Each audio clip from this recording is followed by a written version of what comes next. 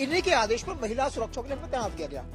लेकिन आज उसके बाद भी इन्हीं मुख्यमंत्री साहब ने एलजी को लेटर दिया कि मार्शलों को हटा दिया जाए बस से। ना उसमें हम अपनी सुरक्षा कर सकते हैं, ना उन लोगों की सुरक्षा कर सकते हैं, क्योंकि जब कतरे चढ़ते हैं वो ब्लेड लेके चढ़ते हैं। जब वो उनका 8 का 10 का ग्रुप होता है, लेकिन फिर भी हमारे जवान उनसे लड़ाई करते हैं। कई बार उनका मोबाइल वगैरह स्नेचिंग हो जाता है, हम लोग लड़के उनसे छुड़ाते हैं। जबकि माननीय मुख्यमंत्री जी अपने कमरे में होते, रूम में होते हैं, हमसे नहीं मिलते। जबकि मुख्यमंत्री जी ने कहा था मैं आम आदमी हूँ, मुझसे कहीं मिला जाए। पूरे देश के होमगार्ड जवानों को किसी न किसी तरह से प्रताड़ित किया जा रहा है, जैसे दिल्ली में किया जा रहा है। दिल्ली के तमाम जो बस मार्शल्स हैं और जो होम गार्ड्स हैं, उनका एक डेलीगेशन आज संदीप दीक्षित, जो कि नई दिल्ली से चुनाव लड़ रहे हैं अरविंद केजरीवाल, उनके खिलाफ उनसे मुलाकात करी। उनका कहना है कि उनकी जो सेवाएं हैं वो 60 साल तक की जाएं और तमाम जो सुविधाएं हैं सरकारी कर्मचारियों के लेवल पर दी जाएं। मेरे साथ अमृत लाल जी हैं। अमृत जी, आप लगातार पिछले 10 सालों से कभी एलजी के पास जाते हैं, कभी दिल्ली सरकार के पास जाते हैं, क्या स्थिति है? पहले तो आप बताइए, कितने लोग हैं आप, क्या समस्याएं हैं आपकी? जी, इस समय लगभग जो 8,500 होमगार्ड जवान हैं, उनके ऊपर तलवार इतनी तरह से लटकी हुई है, उनको इतना प्रताड़ित किया जा रहा है, उनको कई ढंग से प्रताड़ित किया जा रहा है। पहला प्रताड़ित, उनका जो वेतन होता है या भत्ता जो मिलता है उनको समय पे नहीं दिया जा रहा है, पहला प्रताड़ित।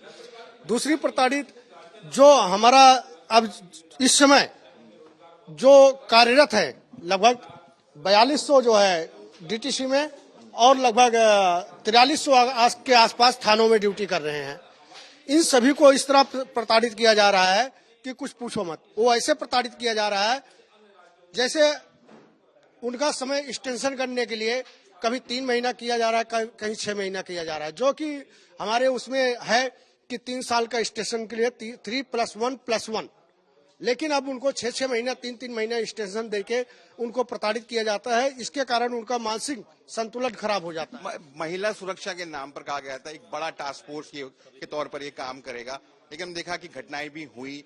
क्या आपको पूरी तरीके से जिस विजन के साथ लेकर आया गया था वो जमीन पर इम्प्लीमेंट हुआ, आपको लगता है? जी, ये सत्य बात है। हमें महिला सुरक्षा के लिए लाया गया, लेकिन महिला सुरक्षा में हमें उस जगह एक पुतले के समान खड़ा कर दिया गया है।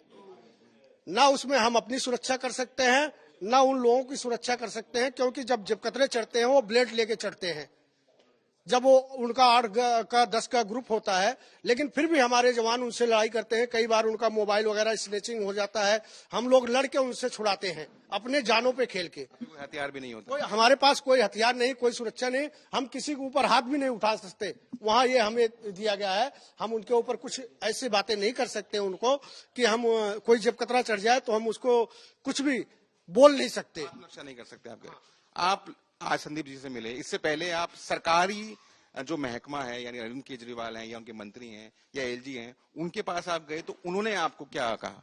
सर, मैं उससे पहले मैं केजरीवाल साहब के पास में 4-5 बार गया, एलजी साहब के पास में ज्ञापन देने के लिए गए।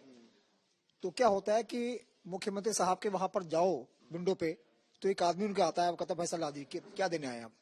वो हमसे हमारा ज्ञापन लेता है, मोहर मार के दे देता है। जबकि माननीय मुख्यमंत्री जी अपने कमरे में होते, रूम में होते हैं, हमसे नहीं मिलते। जबकि मुख्यमंत्री जी ने कहा था मैं आम आदमी हूँ, मुझसे कहीं मिला जाए।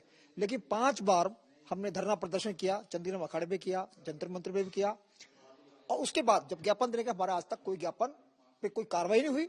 सिर्फ एक कागज का टुकड़ा रद्दी में लेकर डाल देते हैं। कोई सुनवाई नहीं है आपके यहाँ? चाहे वो एलजी साहब को देने गए, चाहे वो दिल्ली के मुख्यमंत्री साहब को देने गए। तो मैं समझता हूं कि चुनी हुई सरकारें हैं, वो देश में रहने वाले नागरिकों के लिए उनका काम है उनको रोजगार देना, उनको शिक्षा देना, उनको भोजन देना, उनको स्कूल की व्यवस्था कराना। अगर ये सरकारें नहीं करवा सकती हैं तो उनको सरकार बनने कोई अधिकार नहीं है। 10,500 की तकरीबन आपकी संख्या है, तो 10,500 परिवार के तौर पे आपको देखा जाए, आपने आज संदीप जी से मुलाकात करी, क्या आप चाहते हैं कि हो जिससे आपको इमीडिएट रिलीफ मिले, और एक लॉन्ग टर्म क्या चाहते हैं कि सरकार कदम उठाए? सब संदीप जी से मिलकर हमने बात कही है कि 31 जनवरी 2025 को हमारा लास्ट डे है। हमें आज तक एक्सटेंशन का कोई लेटर सरकार द्वारा नहीं दिया गया।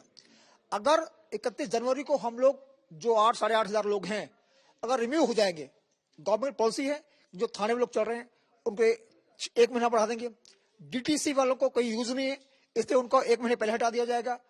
तो दिल्ली सरकार की पॉलिसी है कि हमें बेरोजगार करना, और जबकि सरकार जो आई थी, हमें केजरीवाल साहब ने बस मार्शल महिलाओं की सुरक्षा के लिए तैनात किया था, और मुझे वो दिन भी याद है कि इन्हीं के आदेश पर महिला सुरक्षा के लिए हमें तैनात किया गया।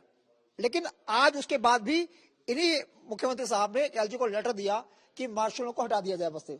कैसी दोगली नीति यार।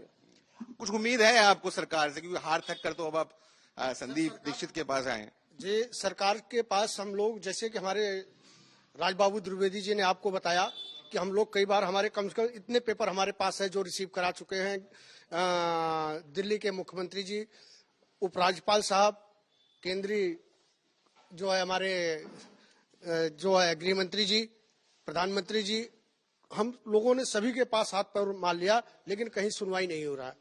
और हम आपके माध्यम से एक चीज हम और उठाना चाहते हैं कि हमारे पूरे देश के होमगार्ड जवानों को ऐसे प्रताड़ित किया जा रहा है। लगभग हमारे पूरे देश में 5,73,793 होमगार्ड हैं, लगभग 6 लाख, लेकिन पूरे देश के होमगार्ड जवानों को किसी न किसी तरह से प्रताड़ित किया जा रहा है, जैसे दिल्ली में किया जा रहा है।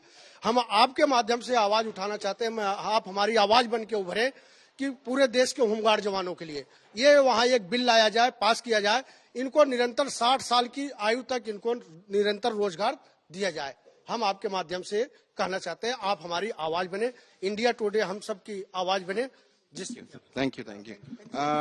ये थे तमाम जो लोग बस मार्शल्स, होमगार्ड जिन्होंने मुलाकात की संदीप दीक्षित से। इनका कहना है कि सरकार इनके साथ भेदभाव ना करे और तमाम वो सुविधाएं दे जो कि एक सरकारी कर्मचारी को वाबस्ता दी जाती है। जगन्नाथ के साथ मैं राहुल गौतम।